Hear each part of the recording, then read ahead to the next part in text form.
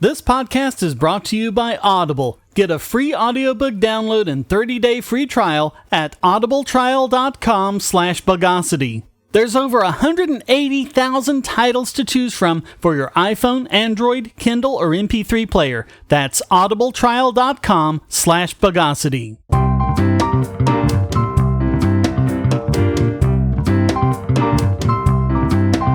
Welcome to the Bogosity Podcast for the 16th of May 2016, the podcast that sends death threats to Flint.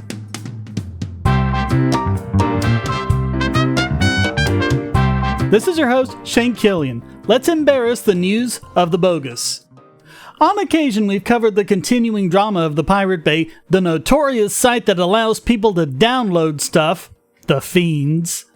Governments around the world, and especially in Sweden, have been trying unsuccessfully for years to shut them down, and now it seems like they may have found a way to do it. Well, not really.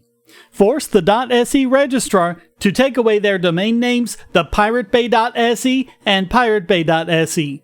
Now, just so everyone knows, this article's in Swedish, so I'm relying on Google Translate here. Apologies if things don't quite get through accurately. But apparently Sweden has precedents set where if a website has been used in the commission of a crime, the domain names can actually be transferred to the state. And so that's what Sweden was wanting to do here. The prosecutors lost the first round, saying that IIS, which is the Internet Foundation in Sweden, they manage the .se domains. They said they didn't have to turn them over, but now on appeal, it looks like the prosecutors have prevailed, and they're saying that they now do have to turn them over. Quote, forfeiture means that the right to the domain names to the state. That's how Google badly translates it, but basically it means that, yes, the domain names can be transferred over to control of the state. Now, this is unique because this is the first time where prosecutors have demanded that a Swedish internet address just disappear permanently. Before, what they would do is just take away the domain name, but then it would just go back in as an unregistered domain. The people who were convicted of crimes couldn't get the domain name, but anyone else could, because it just became available for regular registration. But now, here, apparently the domain names are going over to the government in perpetuity. Now, this judgment only covers the domain name, not the website itself, and the Pirate Bay has about a dozen other domain names under other TLDs that it can use, and there's also the possibility of another appeal, but it looks like for the time being, those .se domains for the Pirate Bay may be going away. And it's really disturbing that a government can completely shut down a website by going to the top-level domain provider. Like I said, it's not going to stop the Pirate Bay, which already has domain names under a bunch of other TLDs, but I do think this does show why it's not good to have such a vital service on the internet be so centralized. Say, if you're tired of the promos in this podcast, well, the patrons got it early and with no ads or promos. Just go to patreon.bogosity.tv and donate at any level. Hi, I'm Dave. You may recognize me from previous Bogosity episodes. I'm also part of a podcast, the Superplex Brothers Podcast. Head on over to superplexbros.com. You can check out the podcast for video games and pro wrestling. We also have news, reviews, and editorials and all kinds of stuff just to talk about video games and pro wrestling and everything else that comes in between. So if you're into that, why don't you come check us out? Now this next story comes to us from Blame the First on the forum, who used it to nominate Donald Trump for either biggest Bogon emitter or idiot extraordinaire. I'll be honest, I'm as surprised as anyone else that the Donald hasn't taken either of those yet, but as we'll see, there's far stupider to come. So this happened in a phone interview with CNN Monday morning, and they were talking about our enormous $19 trillion debt and the possibility of default, and Trump said, quote, "This is the United States government. First of all, you never have to default because you print the money. I hate to tell you, so there's never a default." And we've talked about this concept before. It's called monetizing the debt. And there have been a number of different ways suggested to do this. One that CNN's Chris Cuomo was talking about was asking bondholders to take a haircut, meaning that they don't get as much from the bond as they are owed. But if that happened, it would be really bad for the U.S. government's credit. It would be a partial default, which would cause interest rates to skyrocket if it ever needed to borrow money again. But in this Vox article, they actually give us information from Matt Iglesias. And Iglesias, if you recall, has taken Idiot Extraordinaire twice. Once for completely misunderstanding Austrian economics, and the other for saying that tax hikes would grow the economy. So I don't know how much stock you want to put in what he says, but Iglesias says that such a haircut is completely unnecessary because, just like Donald Trump said, they can print money to pay off the debt, which might lead to inflation but would be better than a full-on financial catastrophe. And all of this is about a bit of economic pseudoscience called modern monetary theory, and Bernie Sanders and certain others have bought into this. The idea is that countries just print money instead of having to tax it or take on new debt or whatever. So the reason we have taxes is not so government can pay for stuff, but to keep people using the government's currency instead of, say, Bitcoin. But on rare occasion, consumer demand gets too high, prices rise and inflation ensues, and then of course you need to raise taxes so the economy can cool back down again. Of course, that's not in any way how it works, and I mean really, Dylan Matthews, the author of this article, is even more deserving than the Donald. Because he's saying you really don't need to balance the budget over any time horizon, and if you try to do so, you'll actually hurt the economy. And he even goes so far as to say that any dollar of government surplus must show up as private debt. Why? It just means the government isn't spending as much as it takes in. That's all a surplus is. How does that show up as private debt? And the fact is, this is just more desperate attempts to cling on to bad pseudoscientific economic theory because they don't want to face the reality. I mean, Matthews says, quote, "The financial crisis created a huge appetite for new economic thinking, and MMT helped meet it. But the only reason it created a huge appetite for new economic thinking is because people didn't want to face up to the older economic thinking which actually predicted it. The very Austrian economics that Iglesias doesn't even understand.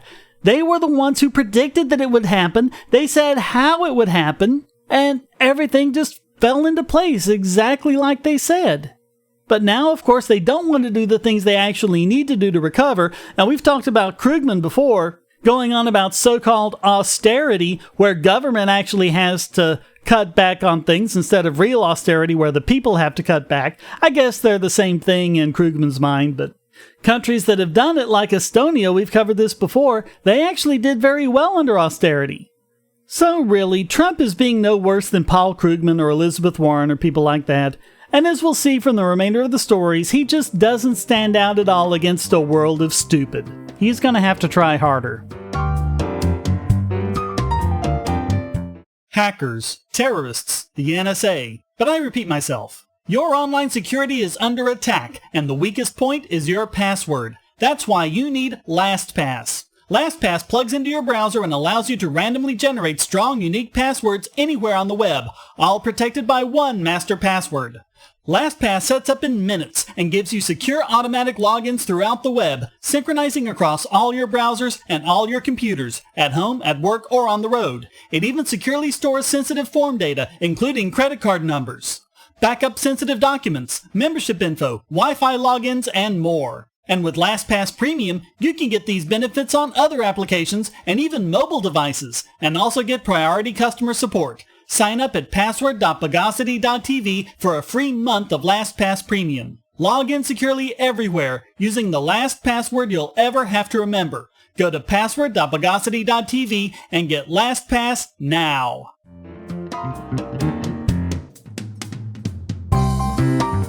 Here's an example of something stupider, and just when you thought airport security couldn't get any more moronic, we don't actually know if this was the TSA or the FBI or who, but one of them ethnically profiled and interrogated a Middle Eastern-looking man for writing in a strange script that might have been Arabic or some sort of secret code or something. Turns out it was an Ivy League economist doing math.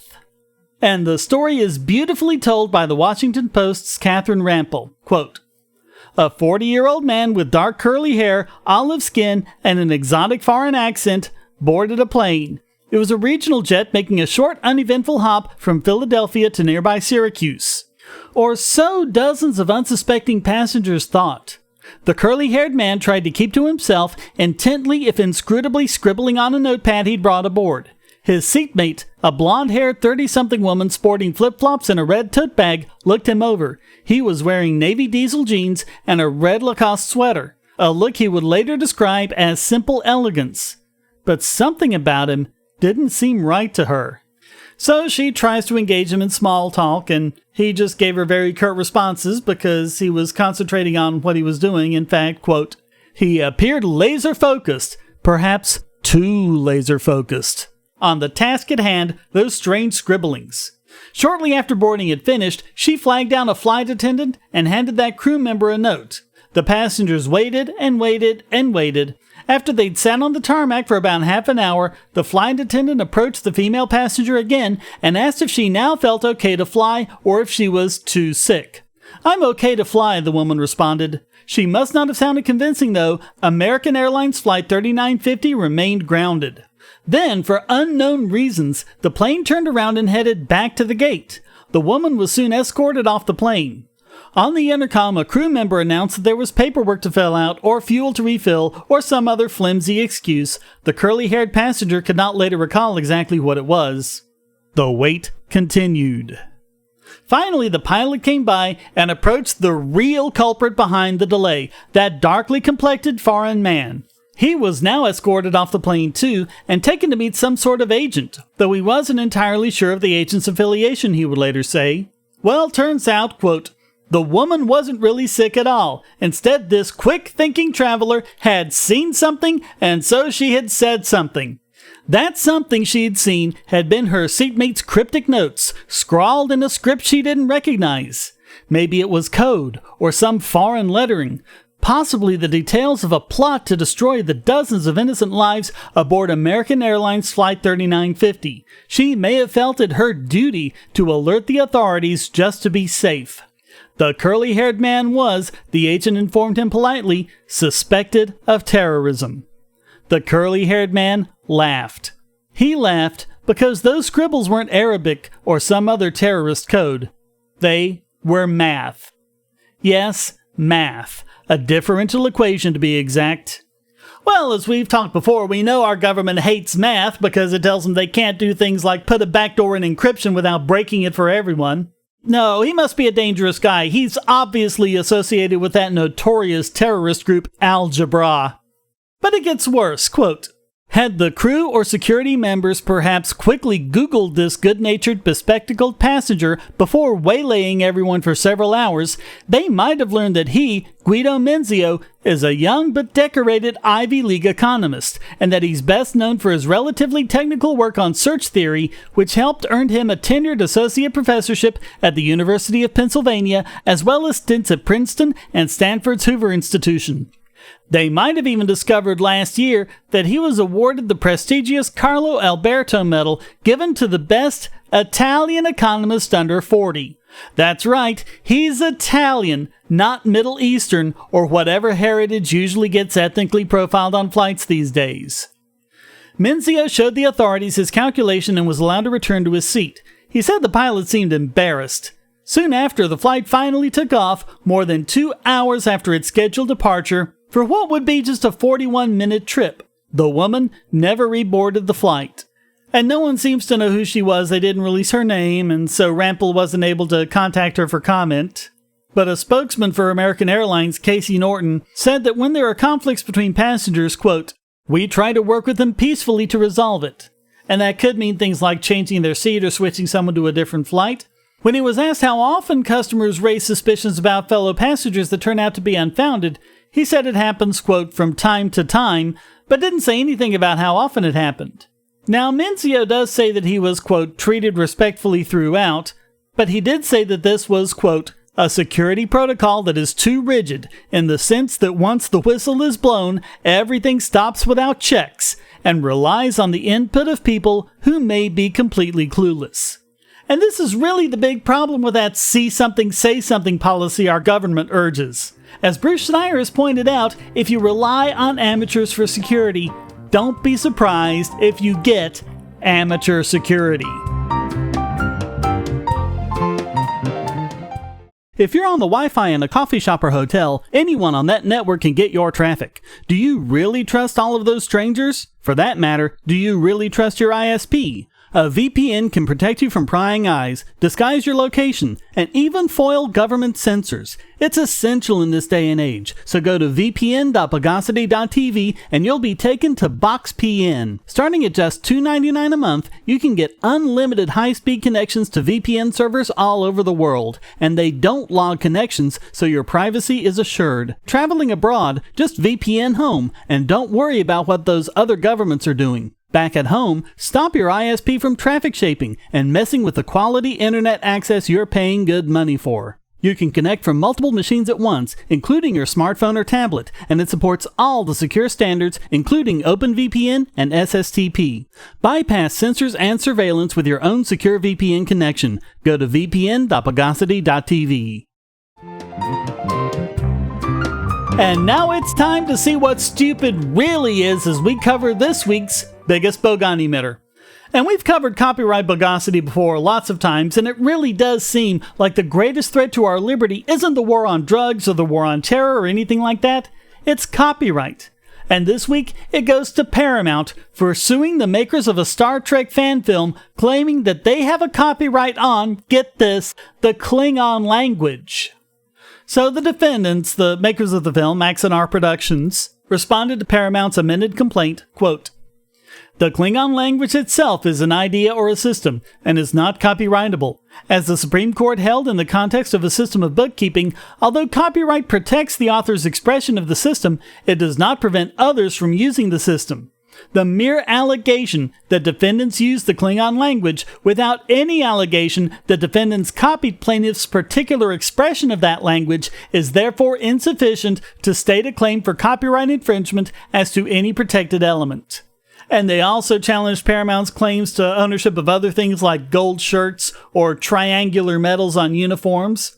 They also say the things they lay a claim to, like transporters and warp drive, existed in science fiction prior to Star Trek. Transporters have been around since 1877, and warp drive as early as 1945.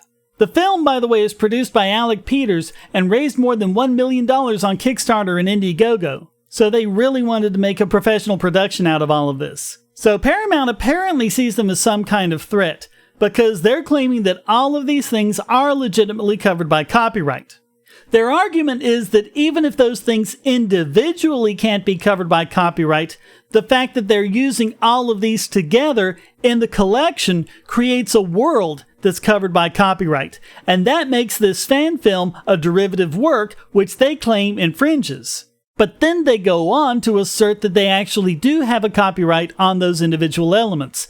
So when they talk about copyright in Klingon, they say, quote, "Language is a part of dialogue, which represents one aspect of the Star Trek copyrighted works and may be considered at a later point in a substantial similarity analysis.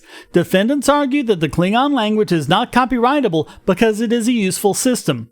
Again, this issue is not yet before the court and certainly is not an issue to be addressed on a motion to dismiss. Moreover, this argument is absurd, since a language is only useful if it can be used to communicate with people, and there are no Klingons with whom to communicate. The Klingon language is wholly fictitious, original, and copyrightable, and defendants' incorporation of that language in their works will be part of the court's eventual substantial similarity analysis. Defendants' use of the Klingon language in their works is simply further evidence of their infringement of plaintiffs' characters, since speaking this fictitious language is an aspect of their characters."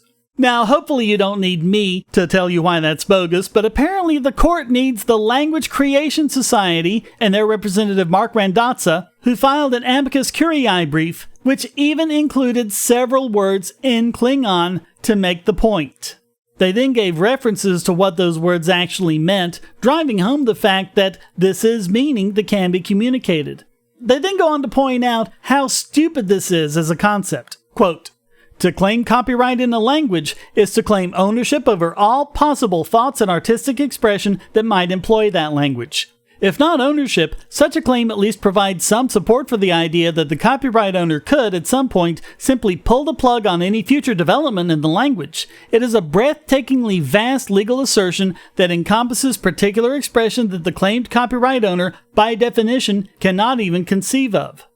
They also said, quote, "A process or system need not be useful in order to preclude copyright protection, and plaintiffs provide no authority to the contrary. But more importantly, this is an insulting assertion. Many humans speak Klingon. The annual Kepa involves singing and storytelling in Klingon. People get married in Klingon. Linguist Darmon Spears even spent 3 years teaching his infant son to speak Klingon. Speaking and writing in Klingon is not simply a matter of transposing words from a different language either. It has an unusual grammatical structure that provides a different connotation than other languages. And insult aside, plaintiff's contention is absurd. A language is not constrained to a given ethnic or racial group. By their logic, ancient Greek is not useful because the ancient Greeks are no longer with us, and the language has no native speakers, despite it being the original language of some of the seminal literary and philosophical works of the Western world. Plaintiff's logic would seem to dictate that French is not useful if spoken by a native German. So, not surprisingly, Paramount Pictures filed an opposition that's just as full of bogosity. Quote, "LCS is asking the court for an advisory opinion on whether fictional languages are copyrightable. This is not at issue in the motion to dismiss. At the motion to dismiss stage, the court will determine whether plaintiffs have sufficiently alleged the existence of their Star Trek copyrighted works and whether plaintiffs have alleged infringement by the defendants. The court has not been asked to perform a substantial similarity analysis at this stage of the proceeding, and especially not to determine the independent copyrightability of the Klingon language or fictitious languages in general outside of the context of Star Trek works." But that's completely insane! They were the ones who brought up the Klingon language. They were the ones who based their argument on the idea that that language is covered by its copyright, and if it's not copyrightable, they can't use it as an example of how Axanar is infringing on their copyrights. So Axanar made a new filing in which they said, quote, "Plaintiffs claim ownership over Klingons as a race, the appearance of Klingons, and they claim separately to own the Klingon language. In fact, the Klingon language is listed as a Star Trek copyrighted work according to the chart. Plaintiffs are hard-pressed to link their claim to the Klingon language to an actual character when their FAC, that's First Amendment complaint, does not identify a single specific Klingon character, let alone any character they claim defendants have infringed through using the Klingon language. Like recipes in a cookbook, while the Klingon dictionary may be protected from wholesale copying, the individual Klingon words contained therein and expression flowing from the Klingon language system are simply not protected. This court should decline to allow plaintiffs to stifle expression in Klingon when this matter can be resolved now as a matter of law. Plaintiffs are reversing course and suddenly claiming that the individual works they alleged in the FAC are just pieces for a broader substantial similarity analysis. Plaintiffs cannot invoke the substantial similarity test only when convenient and cannot complain about parsing out plaintiffs' claim to the Klingon language when their FAC does just that. Further, the FAC remains unclear about 1. Which episodes and films that plaintiffs claim to own are at issue here, rendering it impossible to even begin to engage in any substantial similarity analysis, and 2. How the court could engage in a substantial similarity analysis with respect to the potential fan film when it has not yet been made. That's right, they don't even have a work that they can point to and say it's infringing. It's simply the fact that it's a Star Trek fan film. And this can have far-reaching consequences for producers of derivative works and other people who want to create expressive works that happen in specific fictitious universes. And so, for submitting this steaming pile of Forschach and being a complete patak about it, the Tachex at Paramount Pictures get named this week's biggest Bogon emitter.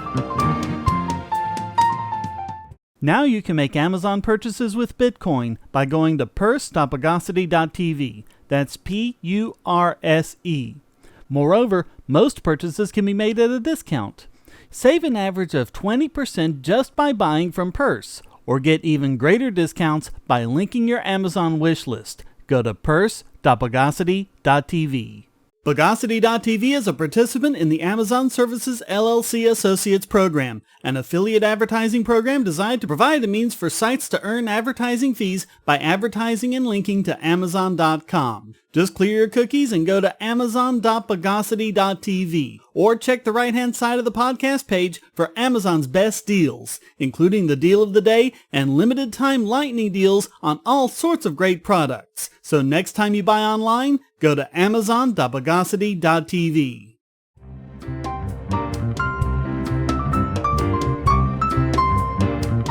And now it's time to drop a house on this week's Idiot Extraordinaire.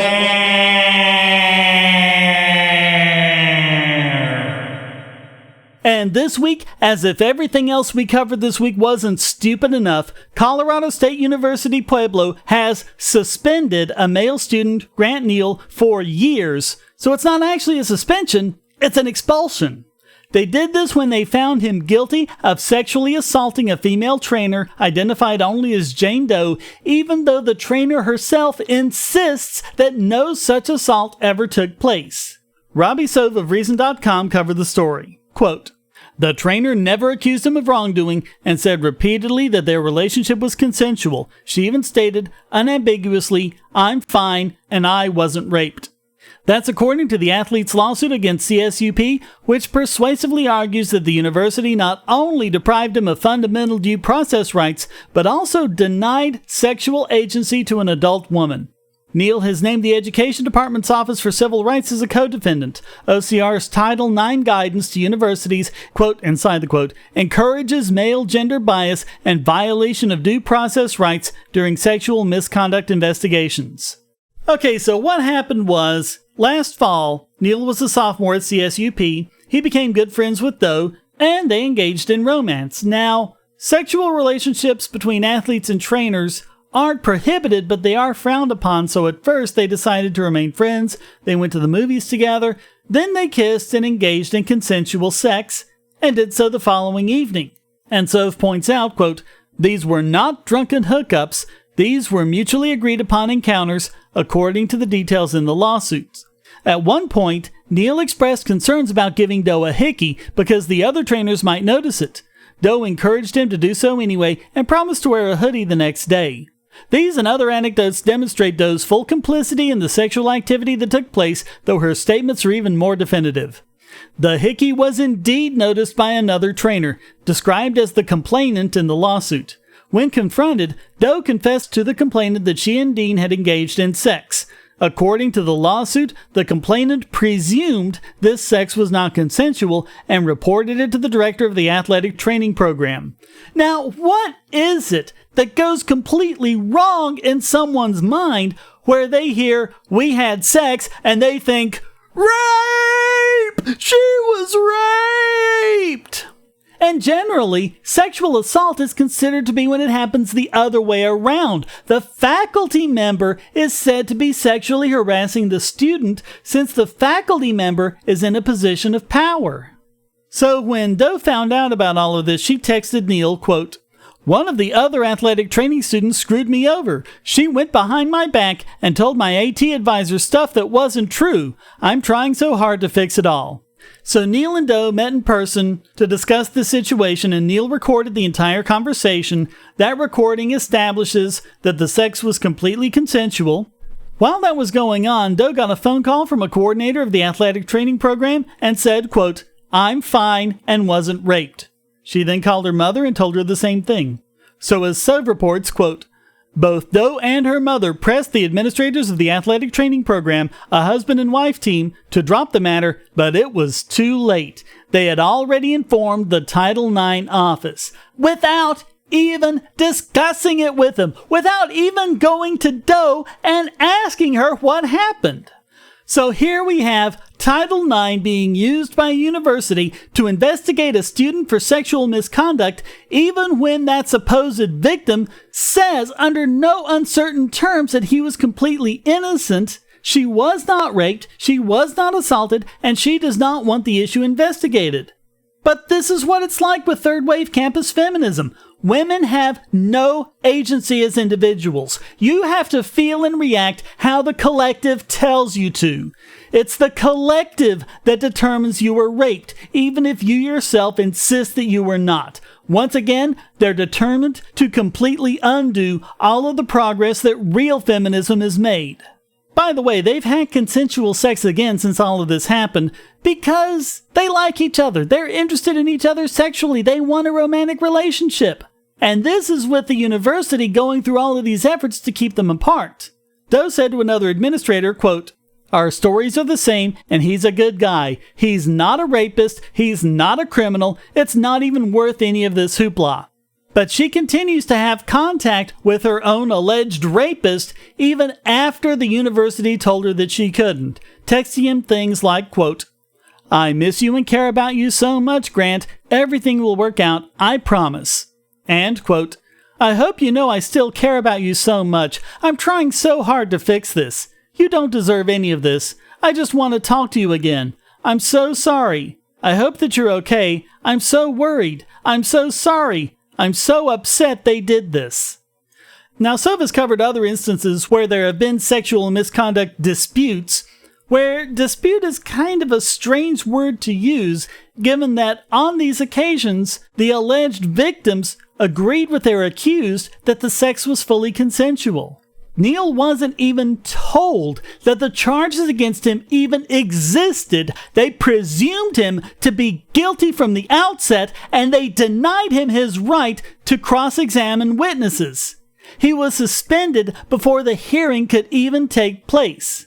And defendant Roosevelt Wilson, who was the adjudicator, according to Neil, quote, "professed that he was in charge of the investigation and he would be the only person to declare someone a witness in this matter." This was when Neil wanted to interview witnesses who would have completely corroborated his own account. That was set up so that the only possible outcome would be a guilty verdict. So like I say, he was suspended for years. Years meaning the remainder of Doe's time at the university. So that's kind of weird. You raped this woman, we claim. So we're going to suspend you for as long as she's here, but once she's gone, we'll allow you to come back so you can rape other people. Huh? Come on, they don't really believe this. This is about pushing a political agenda, nothing more. It's a huge miscarriage of justice, and every thinking person knows it. As Neil's lawyer said, quote, "From the outset, Grant Neil was presumed guilty of sexual misconduct based on nothing more than hearsay and his own male gender, in violation of the university's own self-imposed policies and my client's fundamental rights to due process. The university required Grant to prove his innocence rather than requiring the university to prove his guilt." But he's actually wrong with that. They didn't even do that. They refused Grant the opportunity to try and prove his innocence. So the lawyer continues, quote, "This case illustrates the impact the administration's Dear Colleague letter has had in creating a deeply flawed process for sexual misconduct investigations, as well as an inherent male gender bias at colleges and universities throughout the country."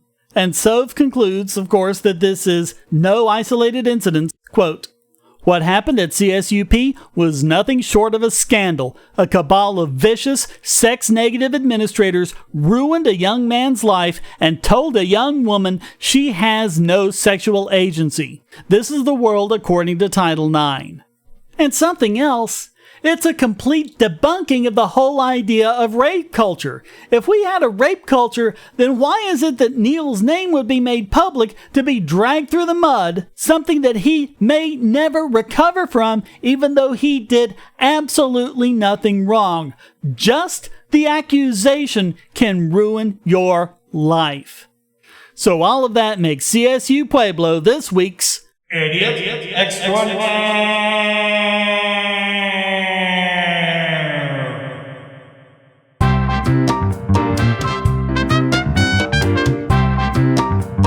Well, that wraps up this. I don't know how many times I've told those boys, never call chicks broads edition of the Bogosity Podcast. Come join the discussion at forum.bogosity.tv and feel free to join in by sending a question, statement, news article, or rant in text or audio to podcast@bogosity.tv. This podcast depends on you to keep going, so please donate using the links on the website or the QR codes on the YouTube video. You can also become a patron at patreon.bogosity.tv and get the podcast and YouTube videos early and without ads or promos. Thank you for listening. Until next time, here's a quote from Christina Hoff Sommers. Charges of harassment are made so carelessly and on such slight grounds that we now have a genuine witch hunt on many of our campuses. Every man now stands to be accused if he's ever been alone in a room with a woman. The Bogosity Podcast is licensed under Creative Commons Attribution Non-Commercial No Derivatives 4.0 International License.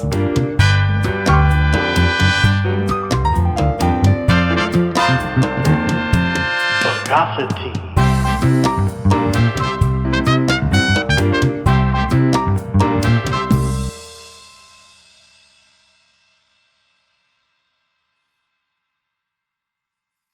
Want answers to creationist claims against evolution? Would you like to know more about evolution yourself, or even engage creationists more directly, with actual peer-reviewed sources to back you up? My book, How Evolution is Scientific, is designed to show the basics of evolutionary theory and how it is so well supported using the scientific method. It's impeccably sourced, with references to the actual scientific material, and is arranged using the creationists' own criteria of what is scientific. Using their own arguments against them, see how evolution is scientific, but creationism is not, based on observations, accurate predictions, logic, and evidence. Get answers to common creationist claims, and even a primer on abiogenesis, the start of all life. It's all in my book, How Evolution is Scientific, available at Amazon and on Kindle, EPUB, and PDF as well. Get How Evolution is Scientific and never be taken in by creationists again.